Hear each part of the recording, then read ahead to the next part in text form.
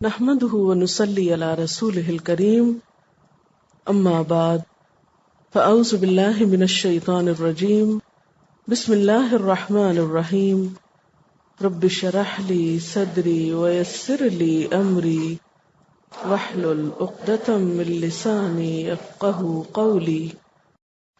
يسألونك، آپ سے سوال کرتے ہیں، عن الخمر والمیسر، شراب اور جوئے کے بارے میں.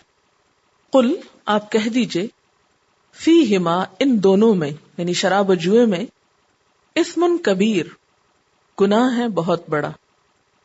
اسم کس کو کہتے ہیں؟ گناہ کو. کبیر بہت بڑا یعنی کبیرہ گناہ ہے یہ دونوں کام. ومنافع للناس، اور اس میں لوگوں کے لیے کچھ فائدے بھی ہیں.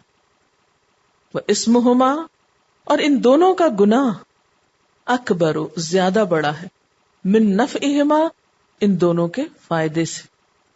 شراب اور جوئے کے بارے میں یہ پہلا حکم ہے، اور ان کی ناپسندیدگی دور جاہلیت میں بھی موجود تھی. عربوں کے ہاں یہ دونوں کام محض تفریح کے لیے نہیں کیے جاتے تھے، بلکہ اس کے ذریعے وہ چیریٹی کا کام کیا کرتے تھے. مثلا ایک شخص شراب پی کر نشے میں آ کر بہت سا مال دے دیتا تھا جو وہ ہوش کی حالت میں نہیں دے سکتا تھا، یا پھر جوا کس لیے کھیلتے تھے کہ غریبوں کی مدد کریں. لیکن بعد میں انہیں احساس ہونا شروع ہوا کہ اس میں ضرور کوئی ایسی چیز ہے جو واضح حکم کی متقاضی. تو یہ دونوں چیزیں بہت عام تھی اس سوسائٹی میں. تو صحابہ کرام نے اس کے بارے میں سوال کیا تو اللہ تعالیٰ نے کیا فرمایا؟ فیہما اسم کبیر، اس میں بہت بڑا گناہ ہے. اب بہت سے لوگ کہتے ہیں نا شراب کہاں حرام ہے، قرآن میں تو حرام کا لفظ نہیں لکھا ہوا. تو آپ دیکھیے کہ جب یہ کہہ دیا گیا کہ اس میں بہت بڑا گناہ ہے تو کوئی بھی گناہ کا کام حلال ہوتا ہے؟ پھر بھی حرمت میں کوئی شک ہو سکتا ہے؟ یہ تو محض ایک لفظی کھیل ہے نا کہ یہ لفظ نہیں، یہ لفظ چاہیے پھر ہم چھوڑیں گے. اصل بات یہ نا کہ چھوڑنا نہیں چاہتے. خمر کا لفظ جو ہے، خے میم رے اس کا روٹ ہے، اس کا لفظی معنی ہوتا ہے ڈھانپ دینا. عورت کی اوڑھنی کو خمار کہتے ہیں، دوپٹے کو کیا کہتے ہیں؟ خمار، کیونکہ اس سے کیا ہوتا ہے؟ سر وغیرہ ڈھانپ دیا جاتا ہے. تو شراب کو کیوں خمر کہتے ہیں؟ کیونکہ یہ عقل کو ڈھانپ دیتی. الخمر ما خامر العقل، ہر وہ چیز خمر ہے جو عقل کو ڈھانپ دے، یعنی جو نشہ آور ہو، مراد اس سے یہ ہے. اور جیسا کہ میں نے عرض کیا کہ صحابہ کرام کو یہ بات معلوم تھی کہ شراب کوئی اچھی چیز نہیں. حضرت جعفر کے بارے میں حضرت جبریل علیہ السلام نے حضور صلی اللہ علیہ وسلم کو بتایا تھا کہ ان کی 4 باتیں اللہ تعالیٰ کو بہت پسند ہیں. تو آپ نے ان سے پوچھا کہ وہ 4 کون سی باتیں ہیں؟ تو انہوں نے عرض کیا کہ اب آپ کو اللہ تعالیٰ نے بتا ہی دیا ہے تو درست، ورنہ آج تک میں نے خود کسی کو نہیں بتائی. اور وہ 4 باتیں کیا تھیں؟ نمبر 1، شراب عقل کو زائل کرتی ہے، اس لیے میں نے اسے کبھی ہاتھ نہیں لگایا. نمبر 2، بت کوئی نفع نہیں دیتے، یعنی پتھر کے بت کوئی فائدہ نہیں دیتے، میں نے جاہلیت میں بھی ان کو کبھی نہیں پوجا. نمبر 3، اپنی بیوی اور بچیوں کے بارے میں بہت غیرت رکھتا ہوں، اس لیے کبھی زنا نہیں کیا. نمبر 4، جھوٹ، ذلت اور کمینگی کی بات ہے، اس لیے کبھی نہیں بولا. بہرحال جب لوگوں نے شراب کے بارے میں پوچھا تو فرمایا اس میں گناہ ہے. نبی صلی اللہ علیہ وسلم نے فرمایا شراب اور ایمان ایک جگہ جمع نہیں ہو سکتے. حضرت انس رضی اللہ تعالیٰ عنہ سے روایت ہے کہ شراب کے بارے میں آپ نے 10 آدمیوں پہ لعنت فرمائی. نمبر 1، شراب نچوڑنے والا. نمبر 2، بنانے والا. نمبر 3، پینے والا. نمبر 4، پلانے والا. نمبر 5، اس کو لاد کر لانے والا. نمبر 6، جس کے لیے لائی جائے. نمبر 7، اس کا بیچنے والا. نمبر 8، خریدنے والا. نمبر 9، ہبہ کرنے والا یعنی بطور گفٹ کسی کو دینے والا. اور نمبر 10، اس کی آمدنی کھانے والا. ان سب پہ آپ نے لعنت فرمائی ہے. تو گویا اس میں گناہ کی بات ہے، ناپسندیدگی کی بات ہے، لیکن ساتھ ہی کیا فرمایا؟ وَمَنَافِعُ لِلنَّاسِ، ظاہری طور پر اس میں لوگوں کو کچھ فائدے بھی نظر آتے ہیں. بذات خود شراب کے اندر تو کوئی فائدے کی چیز نہیں. ہاں زیادہ سے زیادہ کیا ہو سکتا ہے کہ وقتی طور پر انسان اس کو جب پیتا ہے تو انسان ایک سرور سا محسوس کرتا ہے. لیکن یہاں پر دور جاہلیت میں جو اس سے فائدہ اٹھایا جاتا تھا اس کی طرف اشارہ ہے کہ تم اسے پی کر بظاہر وقتی طور پر کچھ خیر اور بھلائی کے کام کر لیتے ہو، لیکن کوئی ایسا کام جو وقتی بھلائی کا تو ہو لیکن حقیقت میں گناہ پر مبنی ہو تو گناہ کی چیز میں کوئی فائدہ نہیں. آج کے دور میں بھی آپ دیکھیں نا کہ بہت سے لوگ غلط کام کر کے، گناہ کے کام کر کے کیا جواز دیتے ہیں؟ ہم اس سے غریبوں کی مدد کریں گے. مثلا ایک مشہور کیریکٹر ہے جس کے بارے میں کہا جاتا ہے کہ وہ امیروں کا مال لوٹ لیتا تھا، چوری چکاری کرتا اور پھر غریبوں کی مدد کرتا، اور اس نے جواز کیا دے رکھا تھا کہ میں امیروں سے اس لیے چھینتا ہوں کہ غریبوں کو دے سکوں. تو یہ گناہ کی بات ہے، خواہ اس سے غریبوں کا فائدہ بھی ہو رہا ہے لیکن پھر بھی گناہ کی بات. اسی طرح اب بھی آپ دیکھیں کہ بسا اوقات لوگ ایسے کام کرتے ہیں کہ جو اسلام کی روح سے ناپسندیدہ ہیں، لیکن لوگ ان کو چیریٹی شو کا نام دے کر کیا جواز پیش کرتے ہیں کہ اس سے ہم غریبوں کی مدد کریں گے. تو غریبوں کی مدد کرنے کے لیے حرام راستہ اختیار کرنا درست نہیں. اگر غریبوں کو دینا ہے تو فی سبیل اللہ دو، ہاں، اور اس کے بغیر بھی تو دے سکتے ہو. یعنی نام غریبوں کا ہے اور خود مزہ بھی کر رہے ہو، کھا پی بھی رہے اور کچھ دیکھ بھی رہے اور پھر کہا چلو اپنی خواہش نفس بھی پوری ہو جائے اور غریبوں کے نام پہ کچھ مال بھی اکٹھا ہو جائے. تو ایسا فائدہ غریبوں کو پہنچانا کہ جس کے نتیجے میں کئی مفاسد سامنے آئے، خرابیاں سامنے آئے، وہ درست نہیں. پھر آپ دیکھیں کہ بعض لوگوں نے یہاں پر شراب کے طبی یا جسمانی نقصانات بتائے ہیں. اس میں وہ چیزیں نہیں آتی، اسم میں اخلاقی نقصانات مراد ہیں. نفع کے مقابل اسم کا لفظ استعمال کر کے قرآن پاک نے واضح کر دیا ہے کہ یہاں اسم کا لفظ طبی نقصانات کے لیے نہیں آیا بلکہ اخلاقی مفاسد اور گناہوں کے لیے آیا. کیونکہ اگر یہاں طبی نقصان مراد ہوتے نا تو پھر کیا کہا جاتا؟ فیہما ضرر کبیر ومنافع للناس. نفع کا اپوزٹ کیا ہوتا ہے؟ نقصان ہوتا ہے نا. لیکن یہاں نقصان کا لفظ نہیں آ رہا، یہاں بنیادی طور پر کیا ہے؟ گناہ. کہ شراب کے نتیجے میں بہت سے گناہ سامنے آتے ہیں. مثلا شراب پی کر کیا کیا گناہ ہوتے ہیں؟ بسا اوقات قتل و غارت ہوتی، دوسروں کی مار پیٹ ہوتی. بہت سی عورتوں کے شوہر جو شراب پیتے ہیں بس وہ مدہوش ہو کر اپنی بیویوں کو مار پیٹ کرتے ہیں. بسا اوقات حرام حلال کی پہچان نہیں رہتی. آپ دیکھیں کہ انسان کو فضیلت کس بنیاد پر ملی ہے جانوروں سے اور دوسری اور مخلوق سے؟ عقل کی بنیاد پر. تو خمر جو ہے یہ کیا کرتی ہے؟ عقل کو ڈھانپ لیتی. جب عقل ہی نہیں رہی آپ کی تو پھر آپ خیر اور شر کا فرق کیسے پہچانیں گے؟ اچھے برے میں تمیز کیسے کریں گے؟ حلال اور حرام کو کیسے جانیں گے؟ پھر بیوی اور بیٹی میں فرق کیسے کریں گے؟ تو یہ ہے اسمہما اکبر من نفعہما. کہ ٹھیک ہے تم نشے میں آ کے، جوش میں آ کے تم غریبوں کو بہت صدقہ کر دیتے ہو، لیکن دوسری طرف دیکھو کہ گناہ کے کیسے کیسے کام ہوتے ہیں.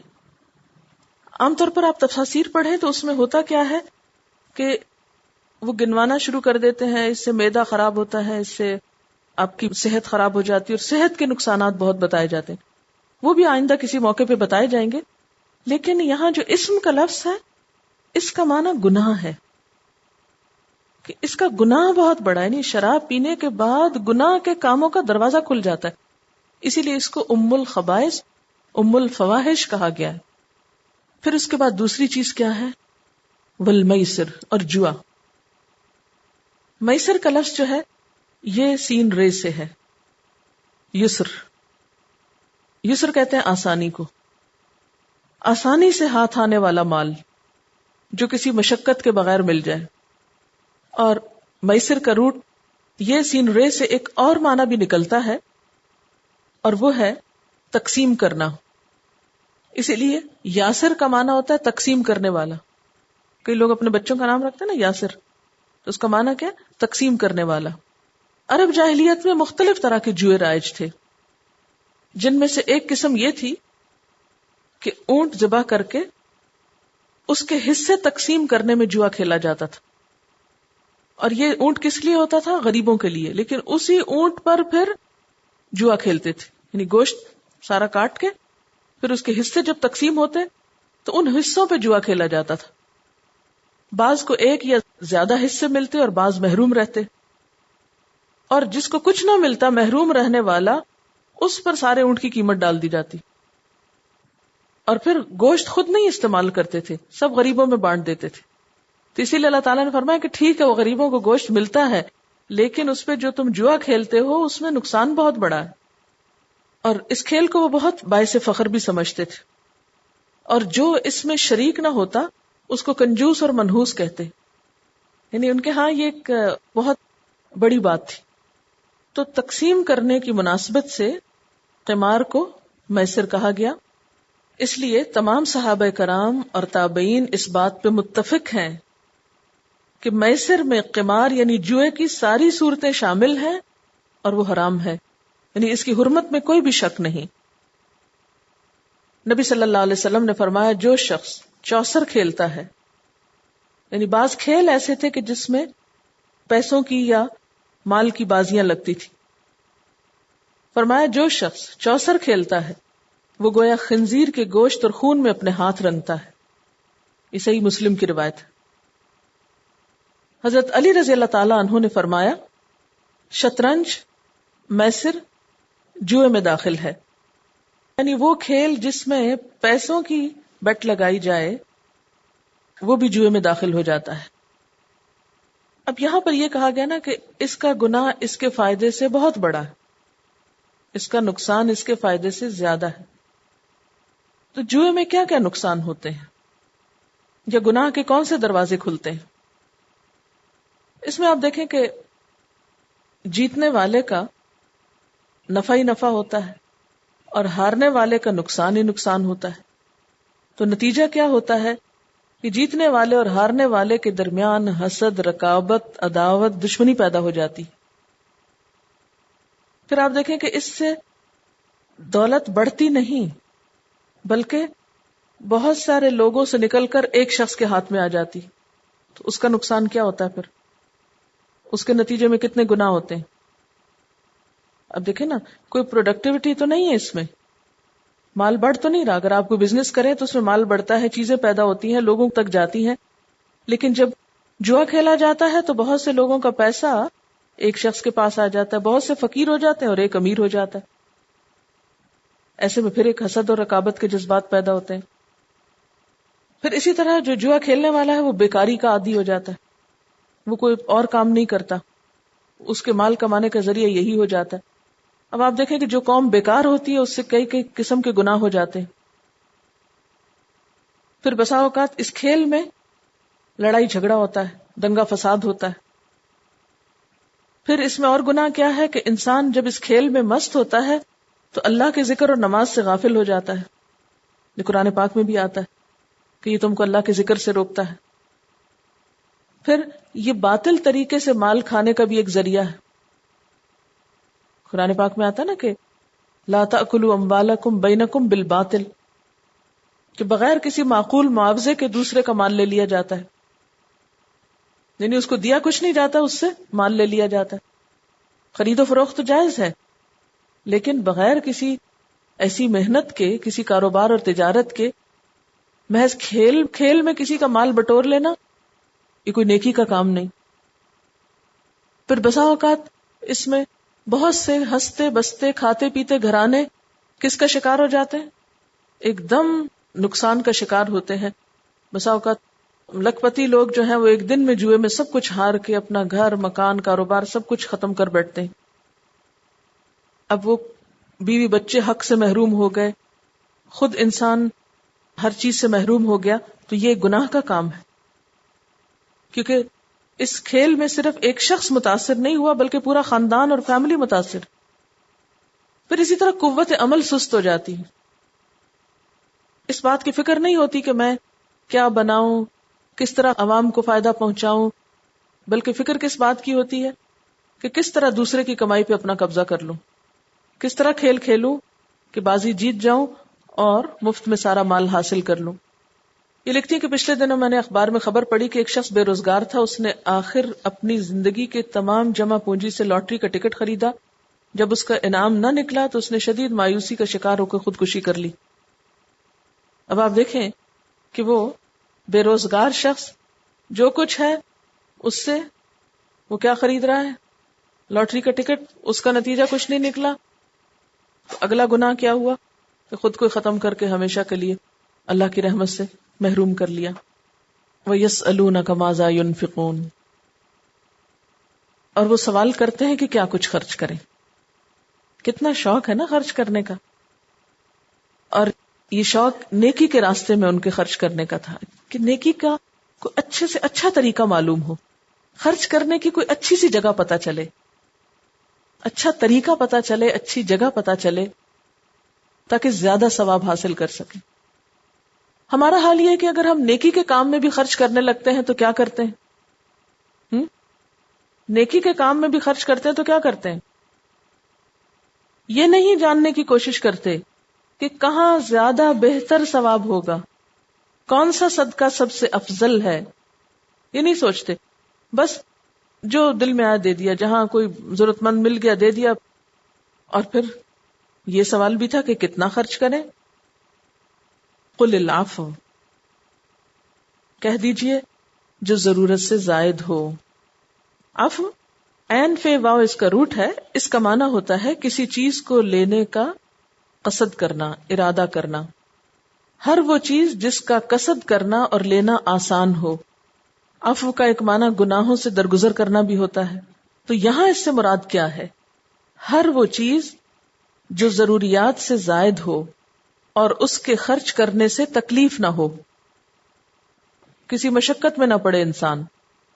یہ لفظ جو نا عافیت سے بھی ہے. عافیت تو معنی کیا ہوا کہ جو آسانی اور سہولت سے ہو، دل پہ بوجھ نہ بنے، شاق نہ گزرے، وہ خرچ کرو اور اتنا خرچ کرو، اور ایسا خرچ نہ کرو کہ دینے کے بعد پھر خود مانگنے لگ جاؤ.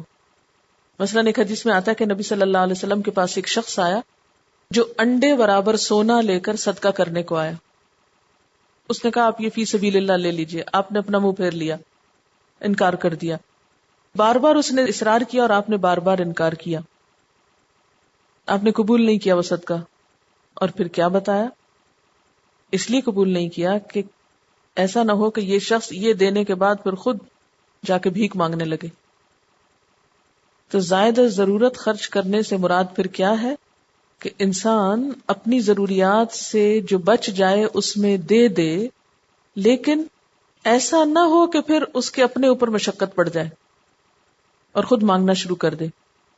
یعنی صرف آج کی ضرورت سے نہیں، کل کی ضرورت کو بھی دیکھ لے، یہ مراد ہے. اور اس میں مختلف چیزوں کے لیے مختلف اصول ہو سکتے ہیں. مثلا آج آپ نے کھانا کھایا، جو بچ گیا آپ کسی اور کو دے دیں، وہ کھا لے. آپ نے اپنے لیے کپڑے بنائے، کچھ کپڑے ایسے ہیں کہ جو آپ روز پہنتے ہیں، آپ کے زیر استعمال ہے. کچھ ایسے ہیں جو سال میں ایک دفعہ بھی نہیں پہنتے اور نہ پہننے ہیں. تو کیا کریں؟ ان کو کسی اور کو دے دیں، کوئی اور استعمال کر لے. چلیے اس کی بھی ایک لسٹ بنائی. میرے پاس کیا کچھ زائد ضرورت ہے. العف میں کیا کیا چیزیں آتی؟ العف میں آئندہ ضروریات کا لحاظ رکھا جائے گا. مثلا یہ نہیں ہوگا کہ ابھی موسم بدل رہا ہے، گرمی آ رہی ہے تو آپ سردیوں کے سارے کپڑے اٹھا کے دے دیں کہ اب یہ میری ضرورت نہیں رہی. نہیں، کل پھر موسم بدلے گا تو کیا ہوگا؟ وقت نہیں ملے گا آپ کو کہ جا کے جلدی سے سلوا دیں. تو ٹھیک ہے، کچھ نکال دیں، کچھ ایسے رکھ لیں کہ جو آپ کو موسم بدلتے ہی پھر فوری طور پر کام آ جائیں. یعنی عفو میں پھر یہ نہیں آئے گا کہ جو آج کام نہیں آ رہا اس لیے اس کو دے دو اور کل ضرورت پڑے تو پھر کسی سے مانگ لو. یہ نہیں کرنا. العفو میں کیا ہے؟ وہ چیزیں کہ جو آپ سمجھتے کہ کبھی بھی کام نہیں آئیں گی، کوئی فائدہ نہیں ان کے رکھنے کا.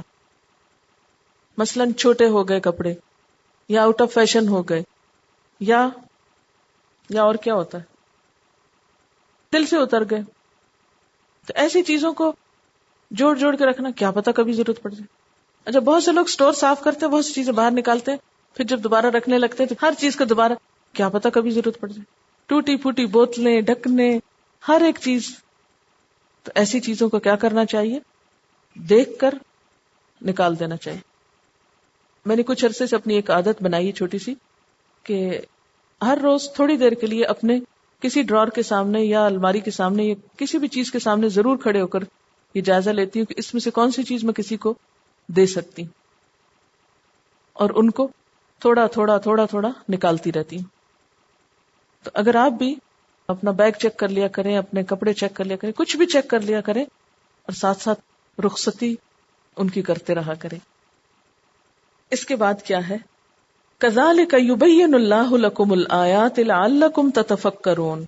اسی طرح بیان کرتا ہے اللہ تمہارے لیے آیات کو، احکامات کو، تاکہ تم غور و فکر کرو، خود غور و فکر کرو. تو یہ جو آپ کو سوال لکھواتی ہوں یہ کس لیے؟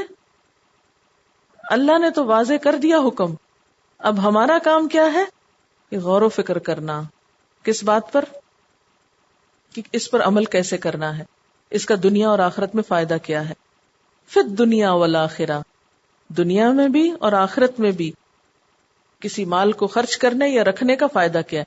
اب آپ اپنی ساری چیزوں پہ کس لحاظ سے نظر ڈالیں گے کہ ان چیزوں کو رکھنے سے میری دنیا میں کیا فائدہ ہے اور ان کو دینے سے میری آخرت کا کیا فائدہ ہے. وَيَسْأَلُونَكَ عَنِ الْيَتَامَى، اور وہ سوال کرتے ہیں آپ سے یتیموں کے بارے میں.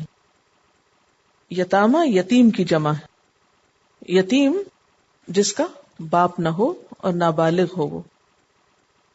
اس سے پہلے یتیموں کے بارے میں 2 حکم نازل ہو چکے تھے. ایک یہ کہ یتیموں کے مال کے قریب بھی نہ جاؤ، اور دوسرا یہ کہ جو لوگ یتیموں کا مال کھاتے ہیں وہ اپنے پیٹ میں آگ بھرتے ہیں. اس پر مسلمان بہت کانشیس ہو گئے اور یتیموں کے بارے میں بہت احتیاط برتنے لگے. اگر ان کا مال اس میں سے ہم نے کچھ کھا لیا تو گویا آگ کا انگارہ کھا لیا. اور پھر یہ کہ اس کے قریب بھی نہ جاؤ، تو بہت دور ہو گئے اس سے، اور ان کے مال اور ہر چیز الگ کر دی. اب اس میں بسا اوقات بہت مشکلیں ہوئی، کیونکہ اصل تو ان کے مال کو نقصان نہ دینا تھا اور اس میں بھی مال ضائع ہونے لگا. مثلا اگر کسی کے گھر میں ایک یتیم بچہ اور اس کا کھانا الگ پکے اور بچے کو پسند ہی نہ آئے اور وہ کھانا گل سڑ جائے تو مال تو پھر بھی ضائع ہو گیا. تو اس پر ایک مسئلہ پیدا ہو گیا سوسائٹی میں کہ اب کریں کیا؟ نہ تو اس کے قریب جانا ہے، نہ اس کو کھانا ہے، اور اگر رکھ چھوڑتے ہیں تو وہ بھی ضائع ہوتا ہے. کریں تو کریں کیا؟ اس پر کیا فرمایا گیا؟ قل، کہہ دیجئے، اصلاح لہم خیر، ان کے لیے اصلاح بہتر ہے. یعنی اصل میں تو یتیموں کی اصلاح اور بھلائی مقصود ہے، ان کے مال کی حفاظت مقصود ہے، ان کی خیر خواہی مقصود ہے. تو اصل مقصد پہ نظر رکھو کہ ان کی خیر اور بھلائی اور فائدہ کس میں ہے، نہ کہ صرف ظاہری تفصیلات میں. اصلاح کا کیا معنی ہوتا ہے؟ بگاڑ کو درست کرنا. بھلائی یعنی یتیموں کی بھلائی، فائدے کے لیے ان کا مال لگاؤ. اور اسلام میں اچھی باتوں کی تعلیم و تربیت بھی شامل ہے. نبی صلی اللہ علیہ وسلم نے یتیم کے ساتھ اچھا سلوک کرنے، اس کی بہترین تربیت کرنے پر بہت اجر و ثواب بتایا. آپ صلی اللہ علیہ وسلم نے فرمایا، جس نے یتیم کے سر پر صرف اللہ کی خوشنودی کے لیے ہاتھ پھیرا، اس کے لیے ہر بال کے بدلے جس پر اس کا ہاتھ گزرا نیکیاں ہیں. یعنی کوئی یتیم بچہ نظر آتا ہے تو آگے بڑھ کے آپ اس کے سر پہ نہیں، اس کو فزیکلی ٹچ کرتے ہیں، سر پہ ہاتھ پھیرتے ہیں، کیونکہ یتیم کو اصل میں وہ باپ کا قرب اور وہ شفقت اور محبت ہی تو نہیں ملی ہوتی. تو اگر آپ اس کو پیار کرتے ہیں، اگر اس کے سر پہ بھی ہاتھ پھیرتے ہیں تو ہر بال کے بدلے میں نیکی لکھی جاتی ہے. اور جس نے یتیم بچی یا بچے کے ساتھ جو اس کے پاس رہتا ہے احسان کیا، تو میں اور وہ جنت میں اس قدر قریب ہوں گے جیسے یہ 2 انگلیاں. یہ فرماتے وقت آپ نے 2 انگلیاں ملا کر دکھائیں. یعنی جو یتیم بچے یا بچی کا خیال رکھے گا وہ جنت میں آپ صلی اللہ علیہ وسلم کے اس طرح ساتھ ہوگا. حضرت سہل سے روایت ہے کہ نبی صلی اللہ علیہ وسلم نے فرمایا، میں اور یتیم کا پالنے والا، خواہ وہ یتیم اپنے گھرانے کا ہو یا غیر ہو، جنت میں اس قدر قریب ہوں گے. یہ کہہ کر آپ نے اپنی پہلی اور درمیانی انگلی ان دونوں کو کھڑا کر کے دکھایا اور تھوڑا سا فاصلہ رکھا. ایک جگہ پر بالکل ملا کے دکھایا اور ایک جگہ تھوڑا سا فاصلہ تھا. نبی صلی اللہ علیہ وسلم نے فرمایا، جس نے اپنے کھانے پینے میں کسی یتیم کو شریک کر لیا، اللہ نے اس کے لیے جنت کو واجب کر دیا.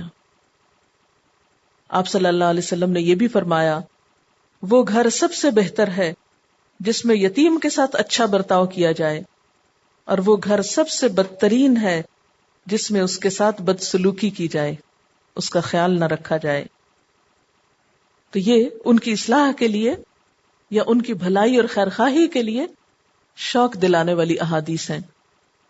وَإِن تُخَالِطُوهُمْ، اور اگر تم ان کو ملا جلا لو، یعنی اپنا اور ان کا خرچ اور رہنا سہنا اکٹھا رکھو، خلط ملط کر لو، فَإِخْوَانُكُمْ، تو تمہارے بھائی ہیں.